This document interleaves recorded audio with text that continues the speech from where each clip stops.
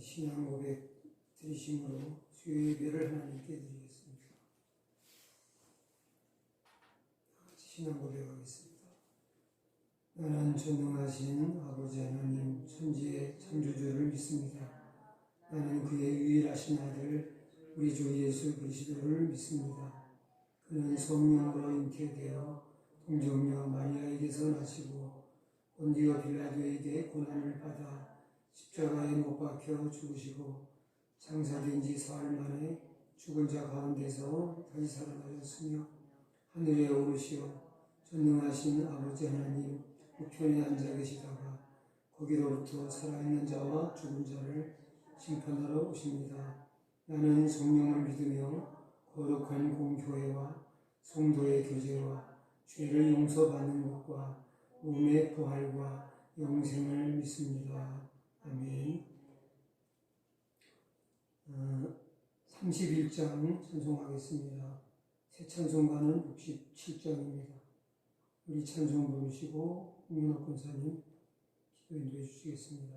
31장 찬송합니다.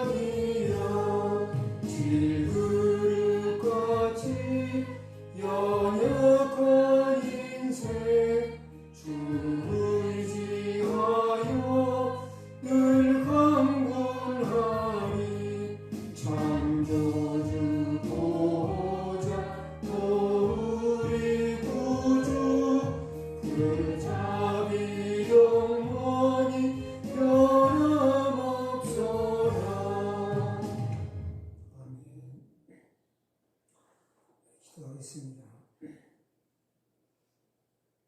사랑과 은혜가 풍성하신 주님, 주님의 은혜와 사랑을 진실로 감사를 드립니다. 오늘도 귀한 시간 허락하여 주시어서 주님의 이름으로 저희들 모였사오니 이제 성령 충만함으로 저희들을 인도하여 주실 줄 믿습니다. 우리를 사랑하사 그의 피로 우리를 죄에서 해방할 수 있도록 인도하여 주시고 그 죄에서 십자가의 죄값으로 저희들이 자유함을 얻을 수 있도록 인도해 주셔서 참으로 감사합니다. 또한 주님의 보잘것없는 저희들을 주님의 자녀로 삼아주시고 늘 함께하여 주심을 진실로 감사를 드립니다. 이제 저희들 믿음 생활하면서 어떻게 사는 것이 주님을 기쁘시게 해드리는 것인가를 늘 깨달아 알게 해주시고 지혜를 주시고 우리 영혼을 날마다 새롭게 소생시켜 주시기를 간절히 바라고 원하옵나이다. 저희들 늘 즐거워하며 기뻐하며 아버지 하나님께 감사할 수 있도록 인도해 주시옵소서.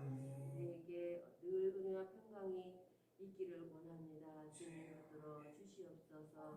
말씀 증거하신 사자 목사님 붙잡아 주시고 인도해 주실 줄 믿사옵고 사랑이 많으신 예수 그리스도 이름으로 기도드렸사옵나이다. 아멘. 하나님 말씀 사무엘하 구약성경 사무엘하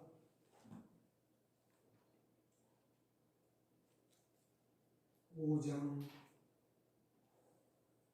6절부터 읽겠습니다.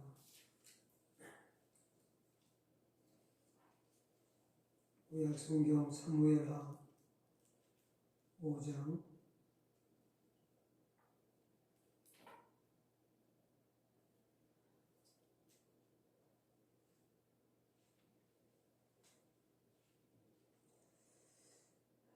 10절부터 12절까지 다 같이 읽으시겠습니다.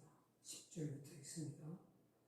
만군의 하나님 여호와께서 함께 계시니 다윗이 점점 강성하여 가니라.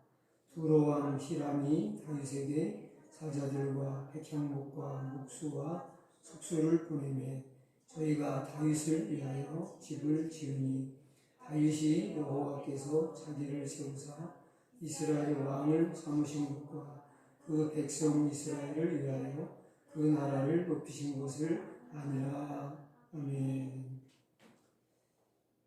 우리 찬양 하나 더 드리겠습니다. 458장 선곡하겠습니다.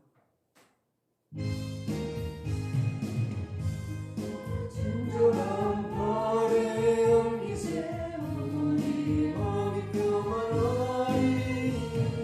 항상 기쁘고 복이 되겠네. 영원하신 발의 연기세 주의 발에 그 크신 발의 연기세 주의 발에 영원하신 발의 연기세 날이 갈수록 주의 사랑이 누누 강경하게 비치고 천성 가는 길 편히 가리니 영원하신 발의 안기세 주의 발에 그 크신 발의 안기세 주의 발에 영원하신 발의 안기세 주의 보좌로 나아갈 때 기뻐 참니 소리 외치고 겁과 두려움 없어지니 영원하신 발의 안기세 주의 발에 그 크신 발의 안기세 주의 발에 영원하신 발의 안기세. 아멘. 잠시 기도하겠습니다. 우리를 멸망과 저주에서 구원하여 주신 하나님 아버지 은혜를 감사합니다. 이 밤에도 저희들 하나님께 신령과 진정으로 예배하기 원합니다. 하나님께서 기쁘게 받아주실 온전한 예배로 산 제사 드리기를 원합니다. 하나님, 오늘도 하나님 말씀으로 우리 영혼의 갈급함을 이제 채우기를 원합니다. 우리 각자에게 필요한 귀한 말씀, 생명의 양식을 허락하여 주시옵소서. 저희들 갈급합니다. 주의 은혜를 사모합니다. 주의 말씀으로 세상을 이길 힘을 얻게 하시고 또 어둠의 권세자 악한 영을 이길 힘을 허락하여 주옵시고 또 나 자신을 이길 힘도 허락해 주시기를 간절히 기도합니다. 이 밤에도 귀한 예배로 하나님께 현장에서 예배하는 홍인호 권사님을 생명의 말씀으로 축복하시고 넘치는 주의 은혜로 충만하게 해주시옵기를 간절히 빌고 원합니다. 하나님, 이제 온 가족 주의 은혜 가운데 지켜주시고 복된 길로 인도해 주시기를 간절히 기도합니다.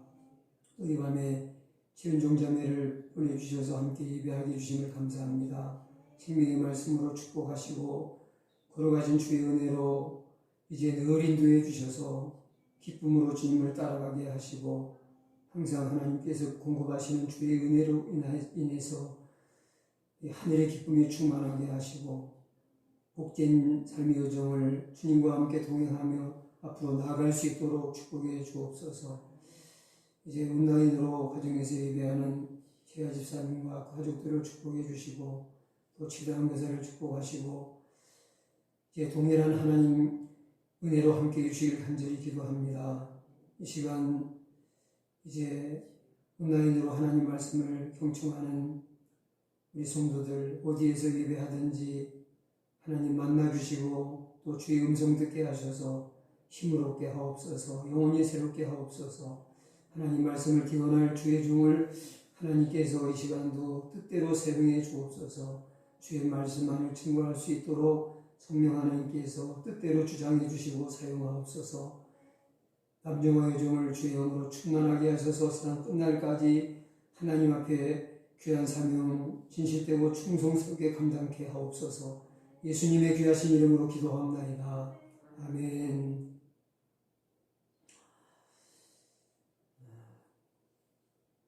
하나님께서 베들레헴 양치기 소년 어린 소년 다윗을 사랑하셔서 그를 불러주셨습니다.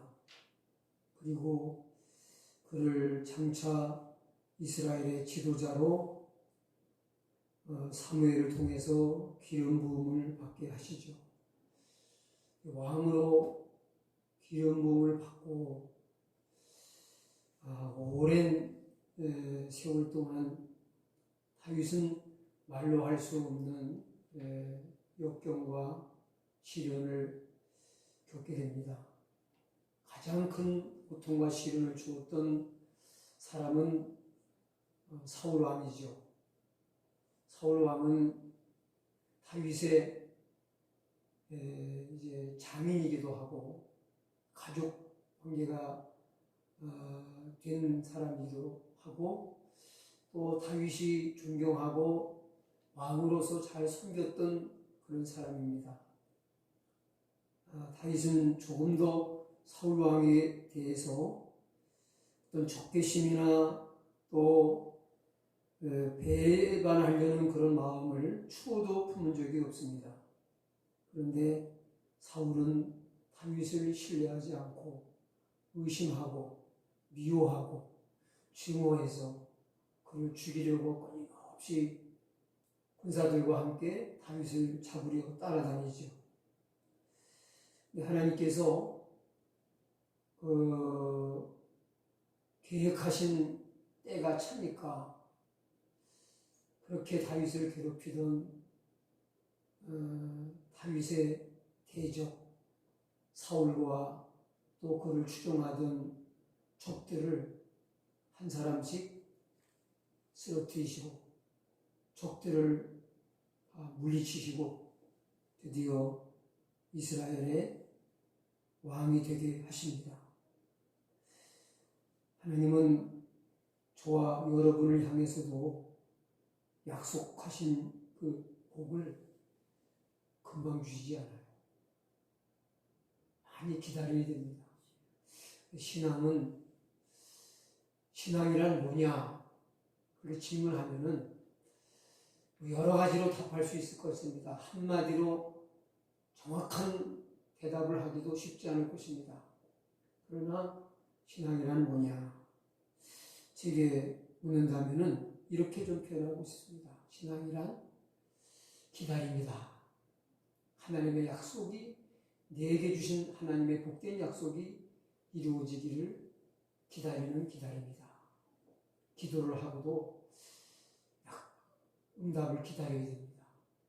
또 우리에게 하신 귀한 약속이 이루어질 때를 기다려야 됩니다. 하나님께서 다윗에게 이스라엘의 지도자 왕으로 삼으시겠다는 약속을 주셨습니다. 기름 부음을 통해서 약속하셨습니다. 또 선지자 사무엘을 통해서 말씀해 주심으로 약속해 주셨습니다. 그런데 그 약속은 정확하게 몇 년이 걸렸는지는 알 수 없지만 어린 소년 시절에 이런 약속을 받고 다윗의 나이가 30세가 넘어서 그 약속이 이루어지게 되는 것입니다. 자, 이제 하나님께서 다윗의 주위에 있는 대적들을 하나하나 쓰러뜨려 제거하시고, 이제 처음에는 다윗이 유다 지파의 사람이기 때문에 유다 지파만 다윗을 왕으로 인정해서 다윗을 두 번째 기름을 부어 유다의 왕으로 삼았습니다. 나중에는 하나님이 사울의 아들 이스보셋이 이제 자기 뜻대로 자기 사울 왕의 부하였던 아브넬이라고 하는 장수와 다른 장수들을 모아서 북이스라엘 11지파를 다스리는 왕으로 있게 되죠. 근데 다윗은 그 대적들을 한 사람도 자기 손으로 해하지 않았어요. 하나님께서 다윗이 이스라엘의 전체 왕이 되는데 걸림돌이 되는 사람들을 한 사람 한 사람씩 제거시키시고 명실상부한 이스라엘 전체의 왕이 되게 하시는 과정을 보게 되면 정말 하나님은 신실하신 분이다. 다윗에게 하신 그 약속을 온전히 이루시기 위해서 다윗은 아무런 노력도 수고도 또 어떤 사람도 자기 손으로 피를 흘려 해치지 아니했는데 하나님은 다윗의 대적들을 때가 되니까 하나님께서 약속을 이루실 때가 되니까 한 사람 한 사람씩 다 제거해 주시고 정말 명실공히 이스라엘 전체의 왕이 되게 하시는 그런 영광의 자리에 이제 앉게 주시는 것을 볼 수가 있습니다. 사울의 아들 이스보셋을 추종하던 이스라엘의 다른 11지파 사람들 스스로 이제 이스보셋이 그 신하에게 자기가 믿었던 신하에게 그 사울의 아들 이스보셋이 죽임을 당해요. 배신을 당해서. 그러니까 자기들이 왕으로 믿었던 사람이 죽고 나니까 이스라엘 11지파의 장로들이 그 대표자들인 사람들이 다 다윗을 찾아와서 우리도 당신을 왕으로 섬기겠다고 이렇게 굴복을 하고 머리를 숙여요. 그래서 자연스럽게 다윗은 자기 손에 피 한 방울 묻히지 아니하고 이렇게 왕국을 통치하는 왕이 되게 하시는 것은 뭘 의미하느냐? 물론 하나님은 약속을 반드시 지키시는 신실하신 분이시다. 그런 복음적인 의미도 있지만은 다윗은 예수님을 상징하는 인물이라고 말씀을 부착해 왔지 않습니까? 그러니까 다윗이 다스릴 그 나라는 장차 예수님이 우리에게 주신 하나님의 나라를 상징하기 때문에 그 하나님의 나라는 우리가 피 흘려서 싸우고 투쟁해서 노력해서 얻는 나라가 아니라 하나님께서 선물로 은혜로 내려주시는 그런 왕국이다 하는 것을 이제 암시하는 그런 일이었다는 것을 말씀을 드린 적이 있습니다. 자, 그래서 이스라엘 전체의 왕위에 오르게 하신 것뿐만이 아니라 6절로 9절까지 보게 되면은 이제 그동안 다윗은 헤브론이라고 하는 곳에서 왕으로 유다를 통치하고 있었거든요. 그런데 이스라엘 사람들이 또 그 어른되는 장로들이 와서 다 다윗에게 굴복을 하고 전체의 왕이 되면서 하나님의 또 계획은 예루살렘, 다르게 말하면은 그 예루살렘을 과거에 시온성이라고도 그렇게 이름을 붙여 부르기도 했습니다. 그 성을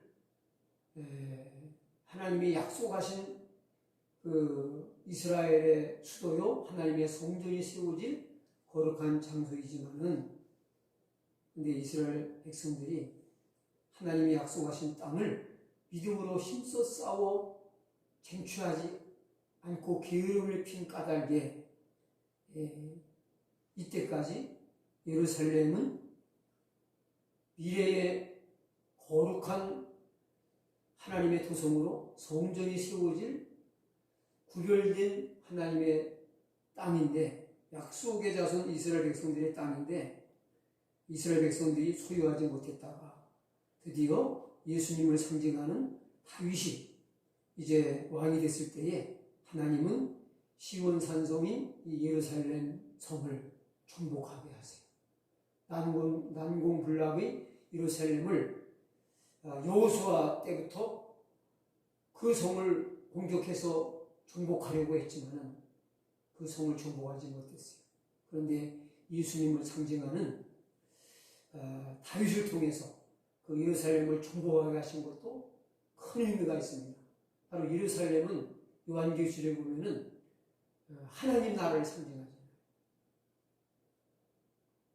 하나님 나라는 누굴 통해서도 얻을 수가 없고, 우리의 구원의 주님이신 예수님을 통해서만 우리가 얻을 수 있다.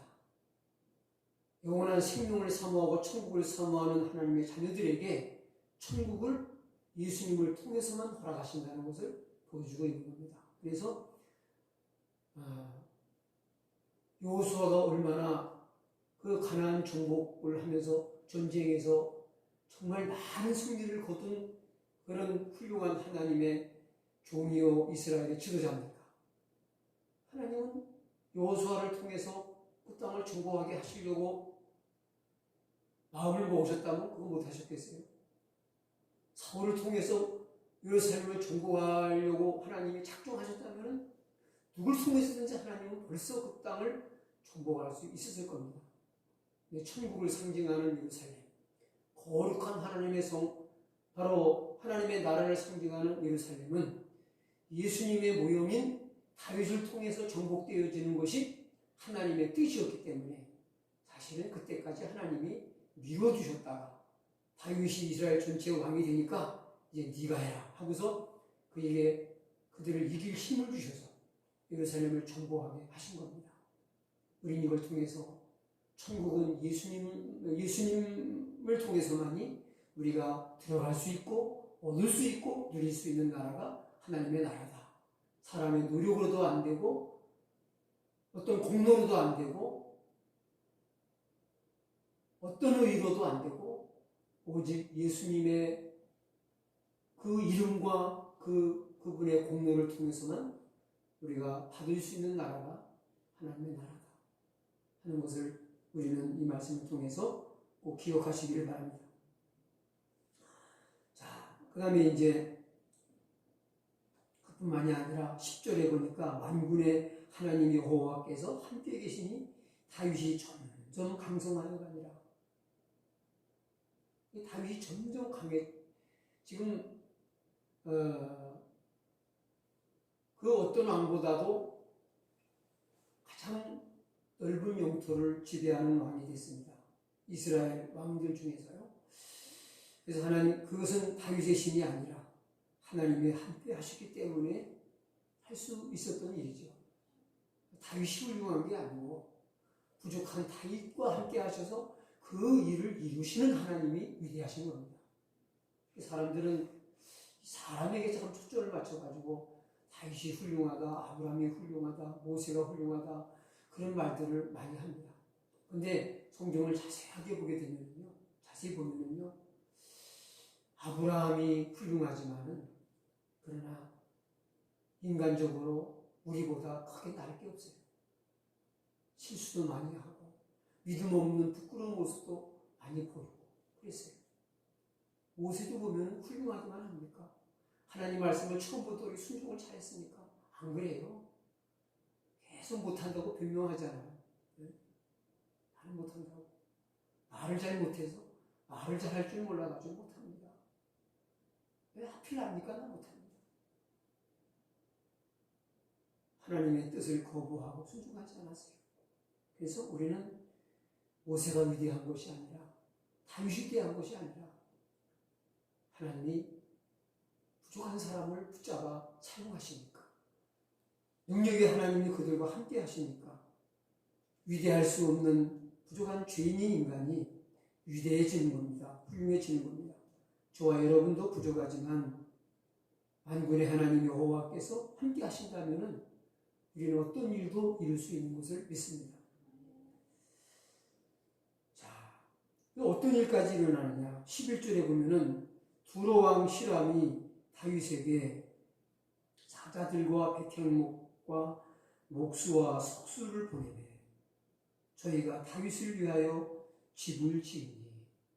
자, 다른 나라 왕이 다윗을 위해서 뭘 해줬다는 얘기예요? 집을 주셨다는 거예요. 그 집이 뭐 어떤 집이겠습니까?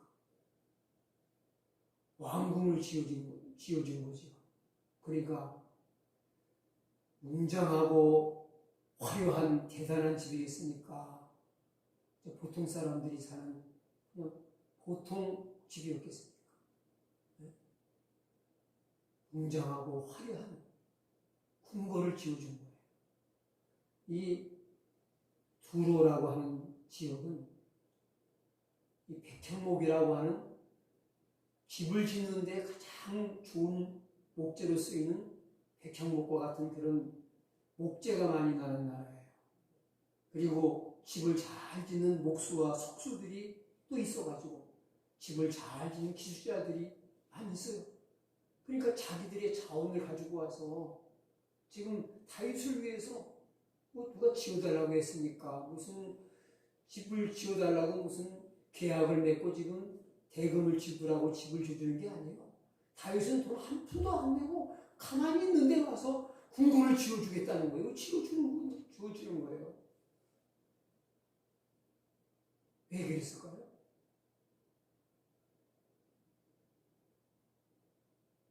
다윗이 점점 강성해지니까 위협을 느끼는 거예요. 그러니까 다윗 왕과 좋은 관계를 맺고 친하게 지내지 않으면은 다윗 왕이 자기를 공격해 오면은 우리나라도 정복당할 수 있겠구나. 그러니까 미리 항복 선언을 하고 잘 보이려고 이제 아부를 하는 거죠, 한마디로. 네. 강해지니까 주위의 다른 나라들도 다윗 왕을 나쁠 수가 없어요. 만만히 볼 수가 없어요. 두려워하는 거예요. 다윗 왕에게 자해되겠다고 막 먹는 거예요. 자, 이 정도 되면 적들을 다 하나님이 제거해 주시고, 네? 그 난공불락의 요새와도 같은 예루살렘을 정복하고 이웃나라의 왕들이 와서 머리를 숙이고 항복을 하고 궁궐을 지어주고 만사가 형통이고 다 잘 되고 있는 거예요. 다윗 왕의 위상이 점점 높아지고 있는 거예요. 그러면 사람이 그 정도 되면은 마음이 어떻게 되기 쉽습니까? 그렇죠. 이제 그 다음에는 속된 말로 배운 게 없어지는 거죠. 사람도 무시하고. 사람을 무시하는 사람은 거의 100% 하나님도 무시하는 사람이에요. 하나님을 두려워하고 경외하는 사람은 사람도 가볍게 보지 않아요. 사람도 귀하게 여기고 사랑하죠. 왜? 똑같은 하나님의 피조물이고 하나님은 모든 사람을 사랑하시는데 하나님이 사랑하는 사람, 하나님을 정말로 사랑하고 경외하는 사람이라면 하나님이 귀히 여기는 다른 사람도 귀하게 여기는 게 맞는 거죠. 네? 자, 근데 다윗은 어떤 마음 자세를 취하는지 한번 보세요. 12절입니다. 다윗이 여호와께서 자기를 세우사 이스라엘 왕을 삼으신 것과 그 백성 이스라엘을 위하여 그 나라를 높인 것을 아니라. 이게 뭐 했다는 얘기입니까? 다윗이 여호와께서 자기를 세우사 이스라엘 왕으로 삼으신 것과, 그러니까 자기가 이스라엘 왕이 된 것이 자기가 잘나서 왕이 됐다는 생각을 하는 겁니까? 아니죠. 하나님이 나를 왕으로 세우셨다. 하나님의 은혜다. 참 감사하다. 이런 고백을 하고 있는 거예요. 그러면서 이어지는 말씀이 뭡니까? 그의 백성 이스라엘을 위하여 그 나라를 높이신 것을 알았더라. 다윗 왕의 위상이 높아지는 것만이 아니라 이스라엘 나라의 위상도 높아지는 거예요. 이렇게 자기와 우리 나라를 높여주시는 것이 하나님이 하신 것인 줄 알았더라고 했잖아요. 한마디로 뭡니까? 다윗은 나와 내 나라가 이렇게 부강해지고 위대해지고 높아지는 것은 하나님의 은혜인 것을 알았다는 얘기죠. 하나님의 도우심이고 하나님의 축복이라는 것을 알았다는 얘기죠. 여러분, 우리가 하나님의 은혜를 깨달아 하는 것이 참 중요합니다. 근데 많은 사람들이 은혜를 받고도 은혜를 하나님이 주신 줄 몰라요. 깨닫지 못해요. 하나님의 은혜를 받지 않은 사람이 세상에 있을까요? 네? 하나님의 은혜 없이 사는 사람이 세상에 있을까요? 한 사람도 없어요. 예수님을 믿든 안 믿든 다 하나님의 은혜로 삽니다. 그렇지 않아요? 우리가 한순간도 없으면 살 수가 없는 게 뭐예요? 잠깐이라도 우리가 숨을 얼마나 참을 수 있을까요?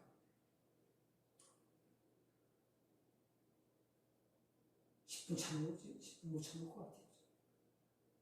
어쨌든 우리가 사람이 최대한 숨을 얼마나 참을 수 있을지 몰라도 그 시간은 숨을 참 수 있는 시간은 짧은 시간이잖아요. 그 시간 동안 그러니까 사람이 계속 공급받지 않으면 안 되는 생명을 유지하는데 가장 시급하게 필요한 것이 공기인 것 같아요. 근데 이 우주 공간에 어디든 공기가 있습니까? 숨 쉴 수 있는 공기가 어디든 있는 게 아니에요. 하나님의 형상인 사람들이 사는 이 지구라고 하는 공간 속에 숨 쉴 수 있는 공기를 주시고 또 사람이 햇빛을 받지 못해도 살 수가 없어요. 또 철따라 이렇게 필요한 식물을 주시는 그거 하나님의 도우심이 없이 될 수 있습니까? 지금 이런 우리가 섭취할 수 있는 음식물들이 어디나 넉넉하게 있는 게 아니에요. 어제 방송을 들어보니까 그런 말씀을 하는 걸 들었어요. 그런 이야기를 하는 거죠. 하루 3끼를 다 챙겨 식사할 수 있는 나라가 많지 않다는 거예요. 우리가 3끼 식사를 굶지 않고 하니까 다 그렇게 먹고 사는 줄 알지만은 3끼 식사를 제대로 못 챙겨 먹는 사람들이 너무 많다는 거예요. 우리가 다 어디든지 먹을 게 풍성한 게 아니에요. 이제 우리나라만 해도 얼마나 그동안 연분연 풍년이 들게 하셔서 양식이 부족하지 않고 식료품이 부족하지 않도록 살아왔잖아요. 하나님이 거두시면은 사라질 수 있는 거예요. 근데 우리는 그냥 자연스럽게 오니까 먹고 살 수 있으니까 그냥 다 그냥 되는 건 줄 알아요. 자연스럽게 그냥 되는 건 줄 알지만 근데 우리는 이만큼 못 누리고 사는 사람들이 이 지구상에는 태반이 넘는다는 걸 아셔야 돼요. 우리는 어떻든 우리보다 잘 사는 사람도 못 사는 사람도 다 하나님의 은혜 가운데 삽니다. 우리가 그 은혜를 알고 감사하며 진심으로 하나님께 예배자로 기도자로 살아가는 사람이 얼마나 됩니까? 네? 아예 하나님의 은혜를 깨닫지 못해서 아직 마음이 열리지 않아서 교회도 나오지 못하고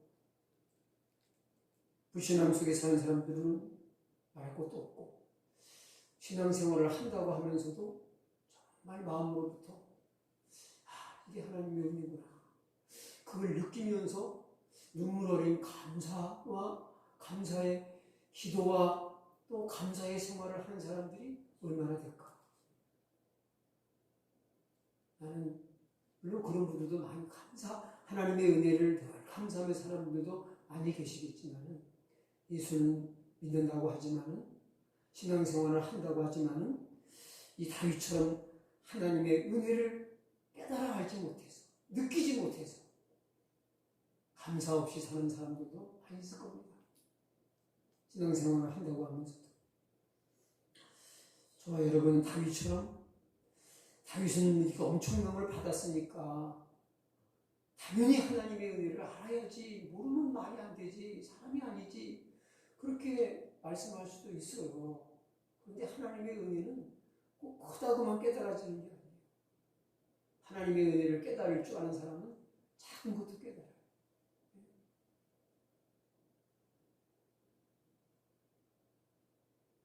그런데 하나님의 은혜를 무지해서 못 깨달은 사람은 아무리 엄청난 은혜를 주셔도 못 깨달아요.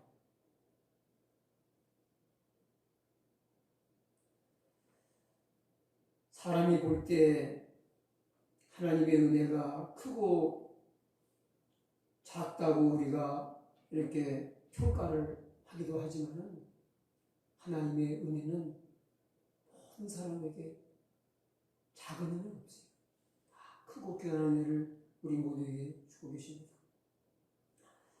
자, 다윗과 같이 사람이 이 정도 되면 사람은 변하기 쉬워요. 가난할 때, 실패를 할 때, 고난을 당할 때 겸손했던 사람이 갑자기 교만해지고 하나님의 은혜를 잊어버리고 자기 힘으로 이룬 것처럼 자만에 빠져 살아가기 쉬운 게 우리 인간입니다. 그러나 다윗은 자기 앞에 일어나는 모든 일들이 우연히 이루어진 것도 아니고 내 노력과 수고로 된 것도 아니고 전적인 하나님의 은혜라는 것을 기억하고 알고 있다는 거죠. 그건 하나님의 주권적인 역사고 주권적인 사랑과 은혜였다. 그래서 하나님의 은혜를 기억하고 있다는 것이 참 이 다윗에게 축복인 거죠. 은혜를 베풀어 주셨는데 천량할 수 없는 은혜를 베풀어 주셨는데도 은혜를 모르고 배은망덕할 때 하나님은 그런 사람과 계속 함께 할 수가 없죠. 그에게 또 다른 더 큰 은혜를 주실 수가 없죠. 그래서 받은 은혜를 계속 유지하고 또 더 큰 은혜를 내려주실 수 있는 사람은 이미 주신 은혜를 헤아려 알 수 있는 사람이 되어야 되는 게 중요한 거예요. 여러분도 그렇지 않겠습니까? 누군가를 깊이 사랑하고 도와주고 아껴줬는데 전혀 모르고 계속 배은망덕한 짓만 하면은 계속 그렇게 도와주고 싶겠어요? 계속 사랑만 주고 싶겠습니까? 물론 하나님은 우리보다 더 마음이 넓으시고 사랑이 크셔서 우리와 같진 않으시겠지만은 그러나 하나님은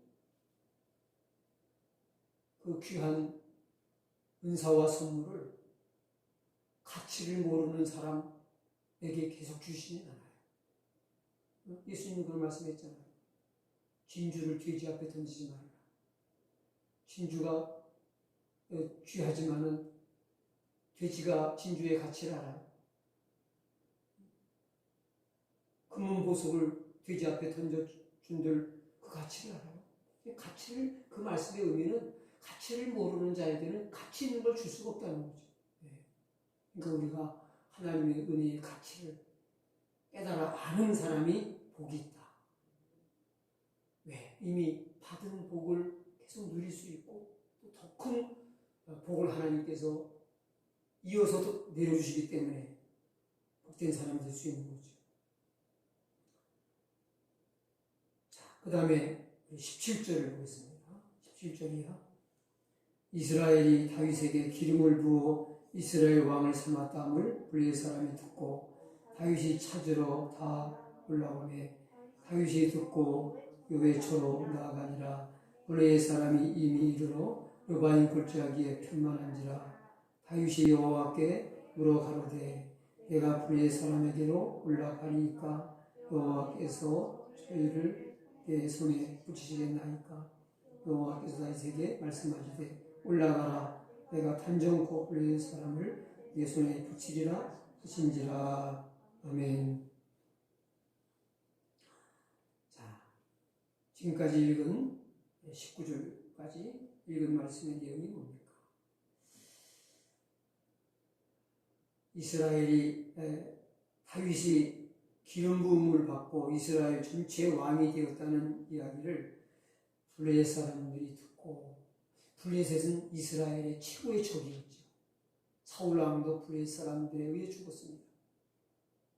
끊임없는 공격을 블레셋으로부터 받음으로 이스라엘은 많은 괴롭힘과 어려움을 겪습니다. 그런 블레셋 사람들이 다윗이 왕이 됐다는 소식을 듣고 공격을 해온 거예요. 그러면 선택의 여지가 없죠. 그냥 거예요. 내가 안 죽으려면 싸워야 되는 수밖에 없잖아요. 그러니까 그 뭐 하나님께 여쭤볼 여지가 없는 거예요. 안 그렇습니까? 근데 다윗이 여호와께 여쭈어 이르되 내가 블레셋 사람에게로 올라가리까. 올라가리까 묻는 건 뭐예요? 이스라엘과 싸우러 가도 되겠습니까? 하고 하나님께 묻는 거예요.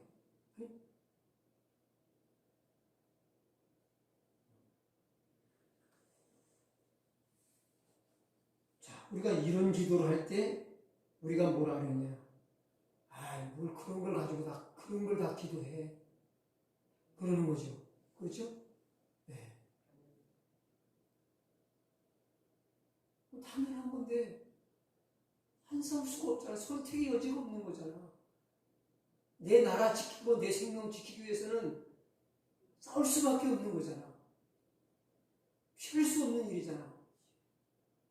그건 뭐, 뻔한 거예요. 싸워야 되는 일은 불을 보듯 뻔한 일인데, 그런 걸 가지고 뭘 기도해? 라고 하는 거죠. 그런데 다윗은 그런 것까지도 기도했다는 거예요.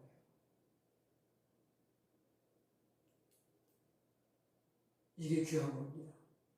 이런 사람이 진짜 하나님을 의지하는 신앙의 사람이라고 할 수 있는 겁니다.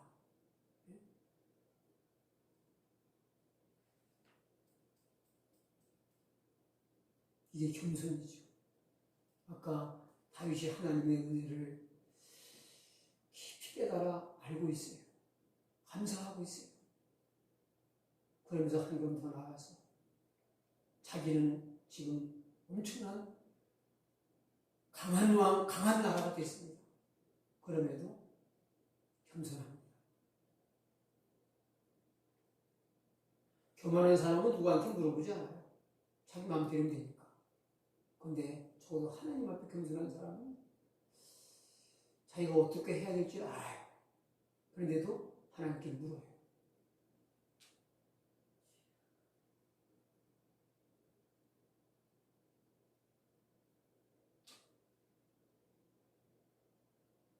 다윗이 이스라엘 열왕 가운데서 성공하는 왕이 될 수 있었던 것은 하나님을 겸손히 의지했기 때문입니다. 하나님을 겸손히 의지하는 마음은 기도로 나타났어요. 물어볼 것도 없이 자기가 결정할 수 있는 이런 사항도 하나님께 묻습니다. 그리고 그 다음부터는 자기 마음대로 하는 게 아니에요. 22절부터 또 보겠습니다. 블레셋 사람이 다시 올라와서 르바임 골짜기에 충만한지라 다윗이 여호와께 예. 또 여쭙죠. 그렇죠? 다윗이 여호와께 여쭈니. 자, 하나님께 한번 여쭈어봤더니 네 손에 적을 붙일 테니까 적을 치라는 거예요. 순종해서 적을 쳤더니 하나님이 대적을 흩어 승리하게 했습니다. 근데 똑같은 대적이 또 다시 쳐들어왔어요. 블레셋 사람들이. 다시 올라와서 르바임 골짜기에 진을 치고 또 이스라엘과 맞섭니다. 다윗은 또 물어요. 하나님께 또 여쭤봐요. 그러니까 다윗은 이번에 하나님이 근데 똑같은 적을 만나서 똑같은 싸움을 하는데 하나님은 다르게 응답하세요. 먼저는 적을 치라고 말씀하세요. 올라가라. 내가 그들을 내 손에 넘겨주겠다고 말씀하세요. 올라가라. 내가 반드시 블레셋 사람을 내 손에 넘기리라 하고 약속하셔서 순종해서 공격해 올라가서 그들을 쳐서 큰 승리를 얻었습니다. 근데 이번에 보니까 똑같은 적과 싸우는데 하나님 말씀이 다르게 주셨어요. 올라가지 말라고 했어요. 앞으로 올라가서 정면으로 공격하지 말고 뒤로 돌이켜서 뒤에서 엄습을 하라고 말씀하세요. 하나님은 항상 똑같은 방법으로 역사하지 않아요. 네? 우리 이제 한국 교회는 보면요, 소리쳐서 기도하는 교회는 맨날 주의 삼창이에요. 똑같은 방법이고, 또 조용히 기도하는 교회는 맨날 조용히 막 이제 소리 안 내고 기도해요. 주의 삼창이 전혀 없어요. 항상 똑같은 방법만 했어요. 근데 하나님이 일하시는 방법은 항상 똑같은 방법으로 역사하지 않아요. 그러니까 하나님이 일하시는 방법은 다양하기 때문에 소리쳐 기도하는 그런 모임에 가서, 그런 예배에 가서는 소리쳐 기도도 해보고, 또 조용히 묵상으로 기도하는 곳에 가서는 또 그렇게도 기도하고. 네?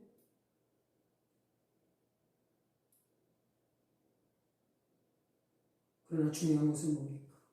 다윗은 하나님이 어떻게 일하실지 모르기 때문에 항상 하나님께 여쭈어봤다는 거예요. 자, 이렇게 여쭈어야 될 필요가 왜 있습니까? 싸워야 되는 건 맞지만 하나님께 여쭈는 기도를 하니까 어떻게 싸워야 할지 방법을 알려주시잖아요. 그러니까 승리의 길이 열리잖아요. 그러니까 물어야 되겠어요? 말아야 되겠어요? 여쭤봐야 되겠어요? 마음대로 해야 되겠어요? 여쭤봐야 돼요. 저는 이 다윗의 이 항상 여쭙는 이 자세를 본받고 실천하려고 마음먹습니다. 오랜 세월 동안 하나님을 숨기고 또 목회자로 살아왔지만 경험이 많고 아는 게 있다고 안 물으면 안 돼요. 여쭙지 않으면 안 돼요. 그건 교만한 거예요. 좀 오래됐다고 아는 게 있다고 경험 많다고 그건 자만해진 거예요. 나이가 많아지든 신앙적 경험이 많아지든 그 상관없이 우리는 항상 하나님 앞에 어린아이같이 아는 길도 하나님께 여쭈어 물어보고 가야 돼요. 아는 길도. 아는 길이니까 물어보고 있어. 늘 가던 길도 하나님께 기도하고 하나님 오늘 함의 길도 인도해 주세요 하고 가면은 하나님 얼마나 기뻐하시겠어요. 그리고 똑같은 길을 가도 안전은 하나님이 책임져 주셔야 되잖아요. 그렇죠? 똑같은 길을 가도 길만 안다고 하는 게 아니잖아요. 가다가 이상한 사람 만나면 안 되잖아요. 응?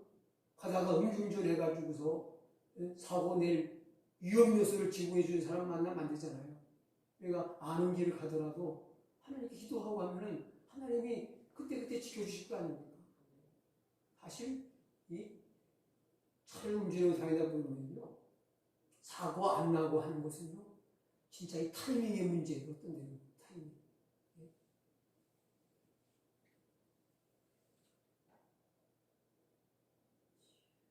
어떤 분이 신앙간증하면서 그런 얘기를 하더라고요.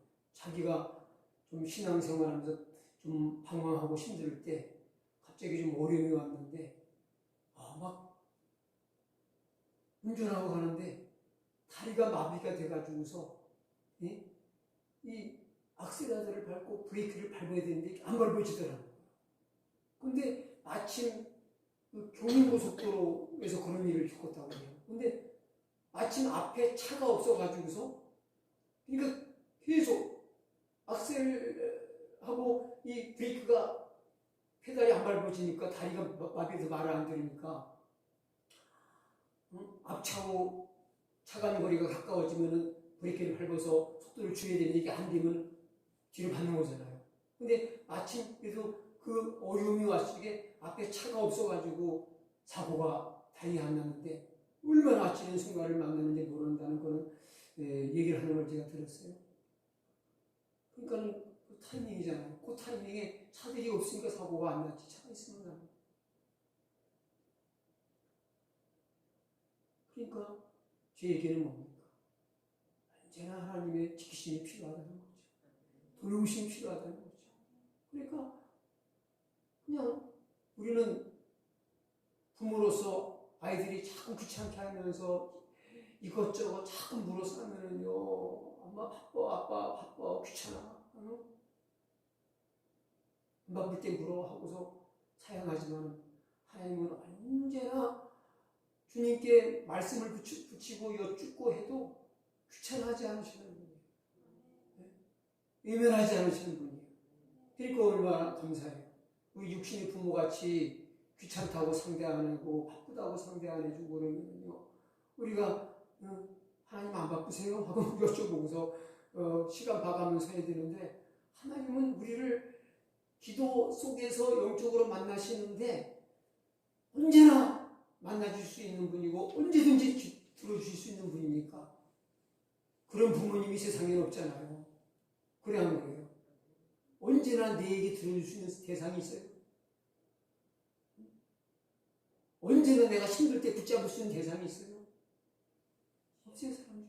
그러나 하나님을 아버지로, 예수님을 구주로 믿는 사람들에게는 내가 도움이 필요할 때 언제고 요청을 드릴 수 있고 언제든지 힘들 때 붙잡고 의지할 분이 있다는 게 얼마나 감사한 일입니까? 바로 다윗은 하나님이 그런 분이구나 알기 때문에 승리한 거예요. 우리 찬송 부르고 기도하겠습니다. 403장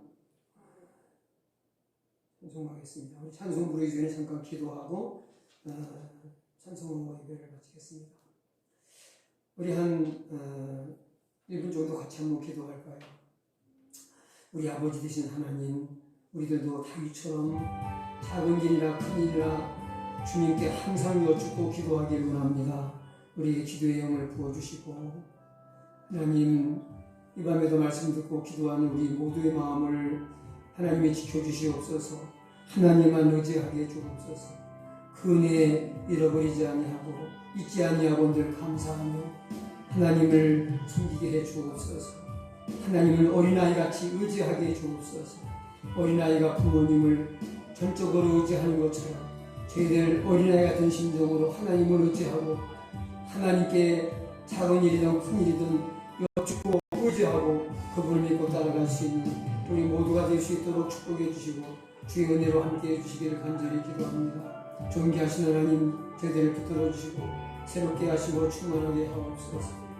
이 어두운 세상, 사망의 음침한 골짜기와 같은 세상 살아갈 때 용하신 우리 하나님께서 우리를 손목 잡아 인도해 주시고 주여 동의해 주셔서 함께해 주셔서 세상을 이기게 해주시고 나 자신을 이기게 해주시고 끝까지 믿음으로 승리하는 복된 성도들 다 될 수 있도록 축복해 주시옵소서. 언제 어디서나 우리와 함께해 주시는 하나님을 찬양합니다. 경배합니다. 존귀하신 하나님 아버지, 홀로 영광을 받아 주시옵소서. 인자간 저희들을 사랑하시는 하나님을 찬양합니다. 경배합니다. 믿음으로 승리하게 하옵소서.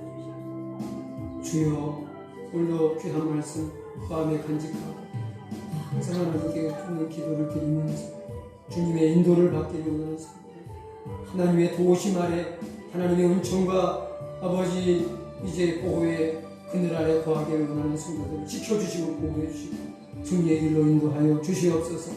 우리를 사랑하시는 주님을 찬양합니다. 경배합니다. 영광 받아 주시옵소서. 우리 구주 예수님의 귀하신 이름으로 간절히 기도합니다. 아멘. 하나님 감사합니다. 이 밤에도 저희들 하나님 말씀 허락하셔서 듣고 마음에 새기게 해주심을 감사합니다.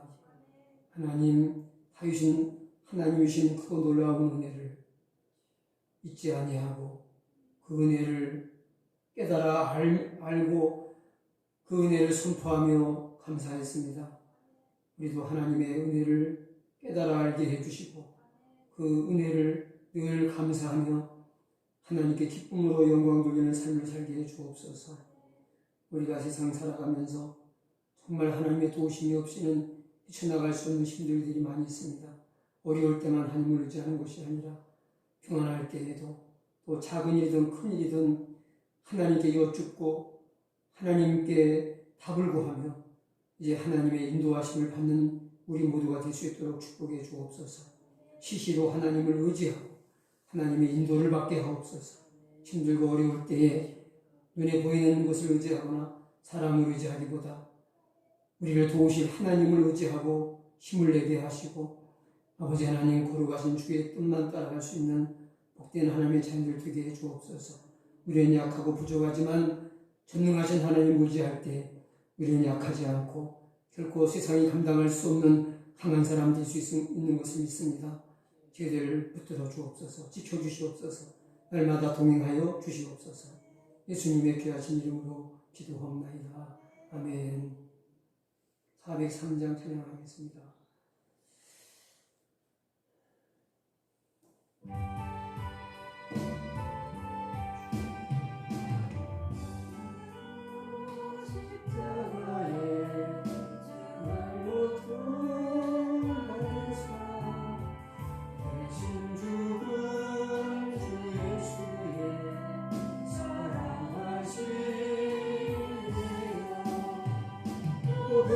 외로운 길을 흘려 영영 줄 예수 그 속함을 얻은 우리 어찌 찬양하리까.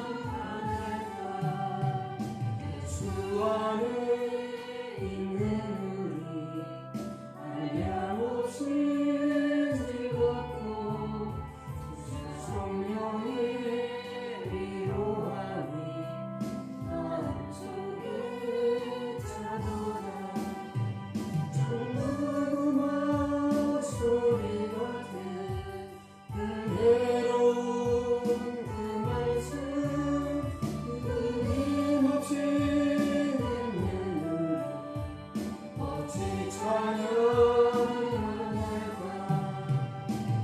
세상의 모진 품과 지지 않고 울어도 주님 안에 보호받는 우리 마음 편하다.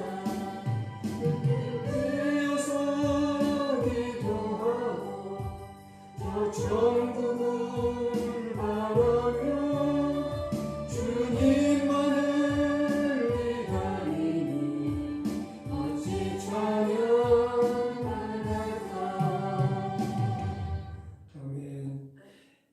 예수님으로 주신 기도로 주의를 마치겠습니다. 하늘에 계신 우리 아버지여, 이름이 거룩히 여김을 받으시거며 나라의 임하옵시며 뜻이 하늘에서 이루어진 것 같이 땅에서도 이루어지이다. 오늘날 우리에게 영원한 양식을 주옵시고 우리가 우리에게 죄 지은 자를 사하여 준 것 같이 우리의 죄를 사하여 주옵시고 우리를 시험에 들게 하지 마옵시고 다만 악에서 구하옵소서. 이 나라와 권세와 영광이 아버지께 영원히 있사옵나이다. 아멘.